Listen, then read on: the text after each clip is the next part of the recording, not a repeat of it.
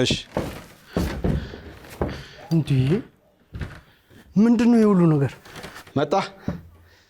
ዛሬው እንግዲህ ለየት ያለ ፕሮግራም አዘጋጅተናል። እንግዲህ ለአዳዲስ ባለትዳሮች። እንዴ አባ ደግሞ ሌላ ምርመራ? በዚህ ሐሳብ ሁሉ ጊዜ መጨቃጨቅ ስልችት ብሎኛል። ያንን የሚያህል ቤት ውስጥ ብቻችንን ገንዘብ አለን። እንዴት ሚስት ታጣለህ? እኮ እሱ ጭቅጭቅ ዛሬ ፍሬ ሊያፈራ ነው። ለዛ የሚጠቅሙን እንግዶችን ጋብዣለሁ እያልኩ እኮ ነው። ተቀመጥ። ለማንኛውም ቁጭ በል ተቀመጥ። አንተ ቦታ እሱ ጋር ነው የሚሆነው። ትዳር መያዙ ከባድ ነው። ወይ ጉድ! አንተ እንዲቀላል መልስ ዞሯል። እኔ አሁን ይኸውልህ ተመልከት። አንተም በማሳደግ ብር በመያዝ እድሜን ፈጀው። ትዳር የሚባለው ነገር ምን እንደሆነ አላውቅም። ዘው ብለን ከመግባታችን በፊት ከተጋቡ ሰዎች መጀመሪያ ልምድ ልውውጥ እናድርግ ብዬ እኮ ነው ዛሬ ጥንዶችን ጋብዣለሁ። ደግሞ እንዲህ ደስ እንዲላቸው ብዬ ሽልማትም አዘጋጅቻለሁ። ኧረ እና ጥንዶች ይመጣሉ ማለት ነው? ይመጣሉ። እዚህ ከነሱ ጋር የልምድ ልውውጥ እናደርጋለን። ለዩቲዩብ እንዲሆን ቪዲዮ ነው የምቀርጸው። ትቀርጻለህ? ትችላለህ። ይግቡ አይደለም? እየገቡ ተራ በተራ ከነሱ ጋር እስቲ ይግቡና እንግዲህ እናያቸው። እስቲ ሁለት ጥንዶች በቅድሚያ ወደዚህ ኑና ከእናንተ ጋር ቆይታ እናድርግ። ግን በጣም ነው የሚገርመው። ሐሳቡ እንዴት መጣለ? ያው እንግዲህ አንተም ስጨቀጭቀኝ እኔ እኮ ያው ላንተ ብዬ እኮ ነው እስከመቼ ድረስ ብቻ አንተ ሆናለህ ብዬ ነው። አንተ ትልቅ ቦታ ላድርስ ብዬ ጠልቼ መሰለ ሳልፈልገው ቀርቼ ነው። አንተ እንዳትሰናከልብኝ ብዬ ነው። ትልቅ ደረጃ ላድርስ ብዬ ነው። ግቡ።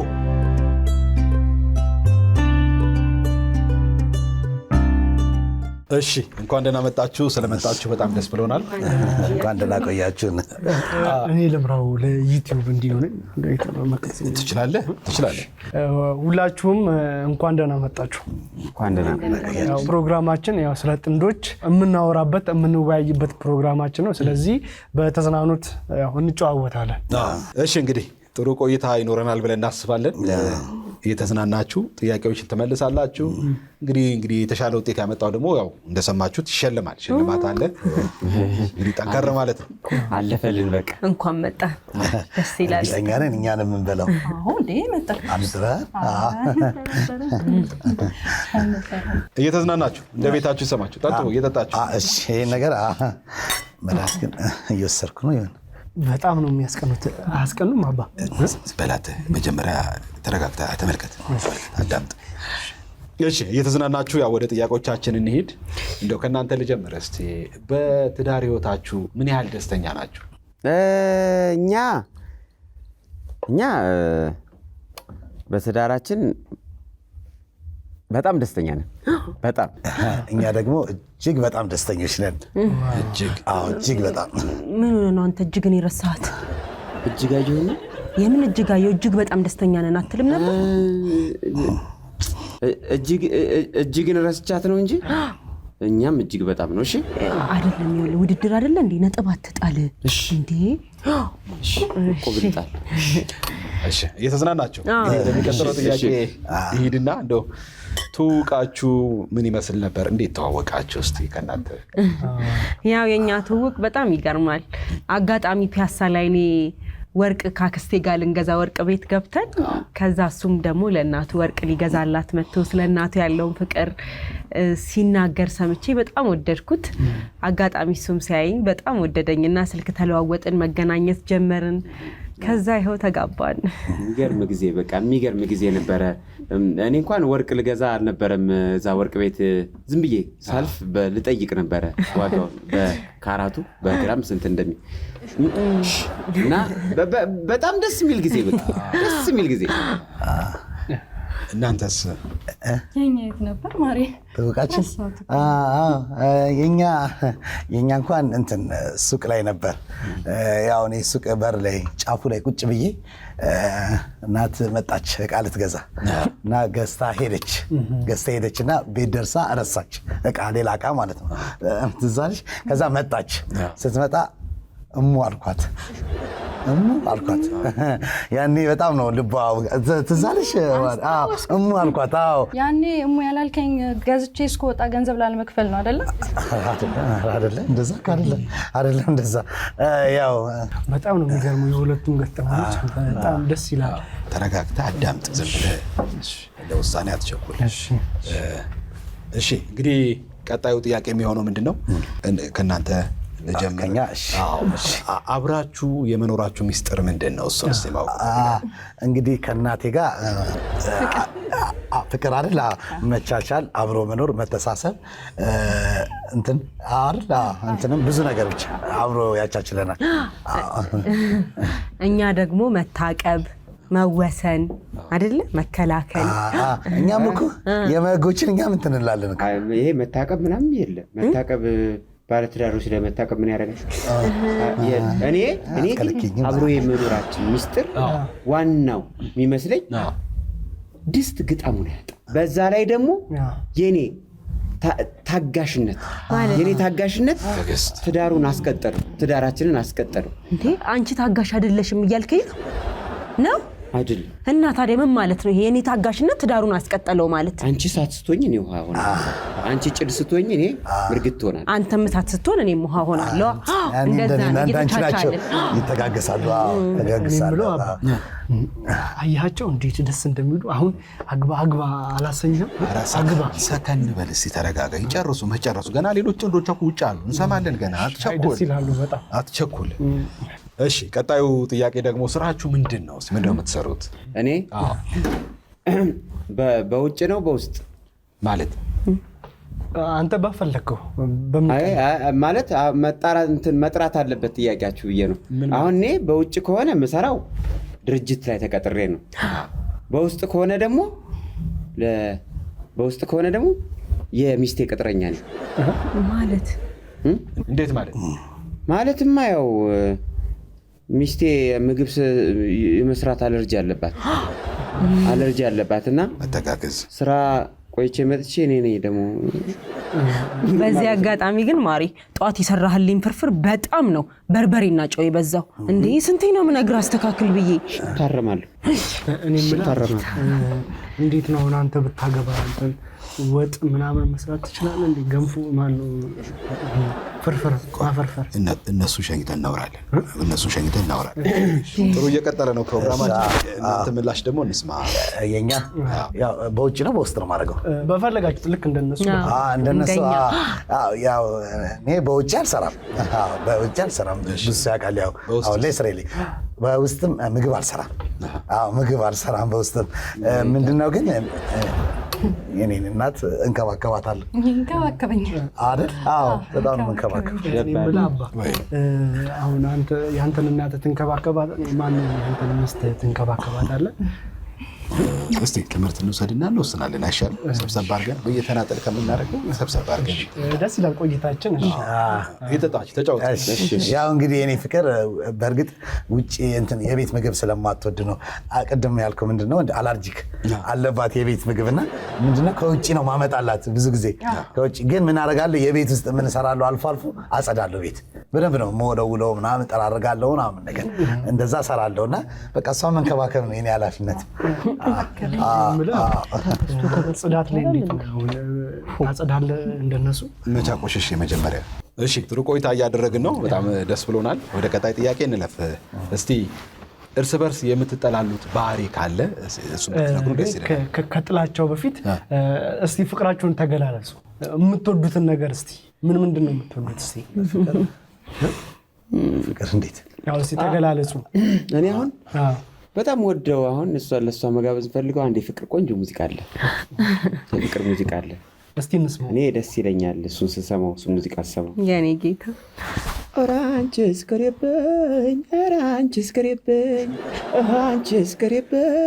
ኧረ አንቺስ ቅሬብኝ፣ ከጥቅምሽ ጉዳትሽ ነው ያመዘነብኝ። ምን ከጥቅምሽ ጉዳትሽ ነው ያመዘነብኝ?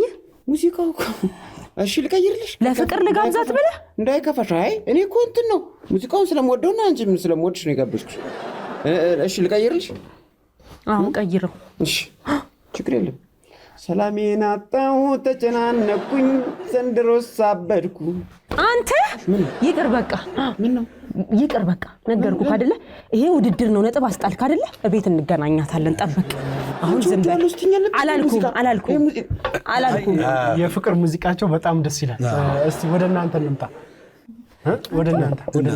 እስቲ ምን የፍቅር ተገላለጹ፣ ፍቅራችሁን ተገላለጹ። ወይ ኧረ እንዴ አንተ እሱ ዘፍኖ ዝም ልትል አንተ እና እኔ ዘፈን እኔ ዘፈን ብዙም እንትና ወይ በግጥም ላድርገው እንዴ ማሬ? በግጥም ግን ላድርገው ወይ ግጥም እንትን ልበል? ይሁን ባለ ተሰጠው በግጥም ብዙ ጊዜ በግጥም እንትን ስለ እሺ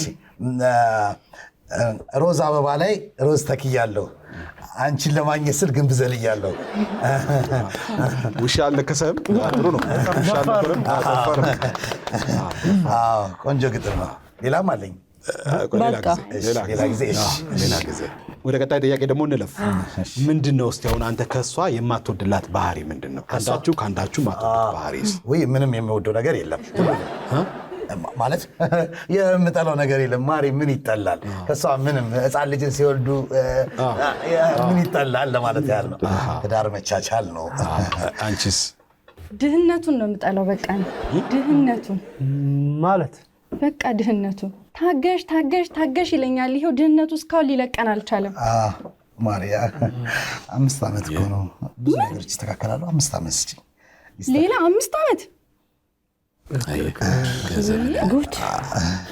ጉድ ነው። ያው እኛ የጠየቅነው ስለ ባህሪ ነው። ድህነት ደግሞ ባህሪ አይደለም እንዴ? ነው እንጂ ነው። ወንድ ልጅ ብር ካለው ምንስ ቢሆን መቻቻል ይኖራል። ብር ካለ ፍቅር ይኖራል። ሁሉ ነገር ይኖራል። ብር የማይገዛው ነገር ሁሉን ነገር ብር ነው። ዋናው ብር። በጣም ከባድ ነው። ብር ሳይኖር ከባድ ብር አይደለም። ከሰው እንዳታንስ ብዬ ነው ይሄን ያክል ጊዜ ለፍቼ ብር ያዝኩት። አይዞህ። እሺ ወደ ሌሎቹ። እናንተስ? እኛ የሚመቸኝ ነው ማይመቸኝ? የምጠላው ባህሪ? ኧረ እሷ ሁለመኗ ወርቅ ነው። ወርቅ ናት። እንደው እኔ በቃ የታደልኩ ነኝ ብዬ ነው የማስበው። ግን ትንሽ ምን ትንሽ አንተ አጋሰስ አታፍርም እንዴ? ትንሽ ቸየ ተሸክሜ በኖርኩኝ ወሮ በላ ደግሞ አፈን ሞልተ ታወራለህ እንዴ? ትንሽ አልከው። ምንድን ነው ተናገር እኮ።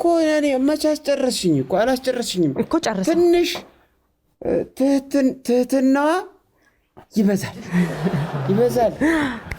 ትሁት ናት። ትዕግስቷ አሪፍ ነው ማለት አሪፍ ናት። ቆንጆ ደስ የሚል ባህሪ ነው ያለ። በጣም ደስ ይላል። ግን በጭ ጀምሮ በተጨረሰ አይደል? ትምህርት እየወሰድክ ነው? በደንብ እየወሰድኩ ነው። የእናንተን ሰምተናል። እንግዲህ ሴቶቹ ደግሞ ባሎቻችሁ ምን ቢያደርጉ ነው ይቅር ማትሏቸው እንዴ? ይሄ ምን ጥያቄ ውስጥ ይገባል? ይሄ እኮ መጠየቅም አልነበረበትም። እኔ አሁን ባሌ ቺት ቢያረግብኝ ቺትም አላረግም ቻትም አላረግም። አታረግም። ብታረግን እሺ። አንቺ ደግሞ ንገሪን እስቲ። እኔ እንኳን ይሄ አያሰጋኝም። የታወቅኩ ነኝ። ባህሪ በጣም የተመሰከረልኝ ሰው ነኝ። በዚህ ፊት በባዶ ኪስ ኧረ እኔም እንደው ስለገባሁበት መውጫው አጥሮኝ ነው። ኧረ ማሬ አንቺም እየተናገርሽ ነው እንዴ? እናትቺ ይሻላል እንዴ? ማይለመደውን እኮ ነው ፊትሽ ላይ ማንን? አንቺን እንዳይሰሙ አልቻልኳት። ፊቱ አይለመድም ማለት ነው። ያው ዳ አይደለው ብር የለኝ ግድ ስለሆነብኝ ነው። ስማ ምን ለማለት ፈልገህ ነው? አይ ገንዘብ ቢኖረኝ እንዴት እኔም ችያለሁ። በባዶ ኪስ በዚህ ፊት እኔም ችያለሁ። በእውነት ኧረ የኔን ይልኝ እንዴ? በወጣ ስንቶች እንደሚሰለፉ ታውቃለህ? ባንቺ አይ ከባድ ነው። ፊትም ሳይኖር ብርም ሳይኖር ከባድ ነው። በጣም ከባድ። ቢያንስ እኛ እንኳን ብር አለ። አየህ ይከተሉናል፣ ይሰልፋሉ። ለዚህ ነው ወደ ኋላ እንዳትቀርብ እየደፋሁት። እሺ ወደ ቀጣዩ ወደ መጨረሻ ወደ ዋናው ሐሳብ ደግሞ እንምጣ። እሺ እንግዲህ ይሄኛው ጥያቄ ደግሞ ለሴቶች ነው። ባሎቻችሁ ከሌላ ልጅ እንዳላቸው ብታውቁ ምን ታረጋላችሁ ወይስ ምን ትወስናላችሁ? ኧረ በፈጣሪ ጭራሽ የሰይጣን ጆሮ ይደፈን እኮ ይደፈን እንጂ ማለት ምን ማለት አለው እንዴ? ከሱም ብሶ ጭራሽ ሌላ ልጅ። የሱንም አልቻልኩት ጭራሽ ሌላ ዳ እንዴ አሰብኩት እኮ እኔ እሱን እንዴት ችየው እንደምኖረው በዚህ ኑሮ ላይ ሌላ ልጅ ብጨምር አስበው ህይወታችንን። ከባድ ግን ጥያቄውን ላብራራላችሁ። ባሎቻችሁ እነሱ አይደሉም፣ ግን ሀብታም ናቸው። ባረገው እና ልጅ ቢኖራቸው ሀብታሙ ነው። ሌላ ተቀናቃኝ። ይሄ ከባድ እንዴ! ውርስ ሊካፈል እኮ ነው። ሄሎ ሰብለ ወለድሽው እንዴ? አንተ ወለድሽው? አንተም በባዶ ኪስ ና። ጉድ አባ ወይ ታገባለህ? ያው ወደፊት ማግባቴ አይቀርም አይደል?